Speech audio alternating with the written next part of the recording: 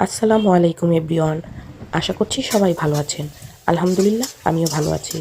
আজকে আমার দুপুরের রান্নার মধ্যে ছিল আলু দিয়ে দেশি মোরগ ভুনা। প্রথমেই আমি তেলের মধ্যে পেঁয়াজগুলো একটু ব্রাউন করে ভেজে নিয়েছি।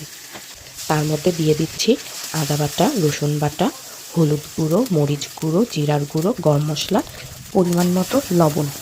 তারপরে মশলাগুলো একটু হালকা কষিয়ে তার মধ্যে দিয়ে দিলাম মাংস। এখন একটু ভালো করে নেড়ে চেড়ে দিচ্ছি।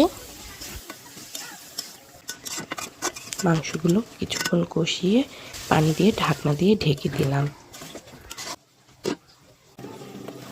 মাংসগুলো যখন অর্ধেক সিদ্ধ হয়ে এসেছে তখন সাথে অ্যাড করে দিলাম কেটে রাখা কিছু আলু আর কয়েক পিস কাঁচামরিচ। লবণটা কম হয়েছিল তাই সাথে আবার একটু লবণ আর আলুগুলো সিদ্ধর জন্য একটু পানি দিয়ে দিয়েছিলাম। রান্না শেষে ভাজা একটু জিরার গুঁড়ি দিয়ে দিলাম। সবাইকে ধন্যবাদ ভিডিওটি দেখার জন্য।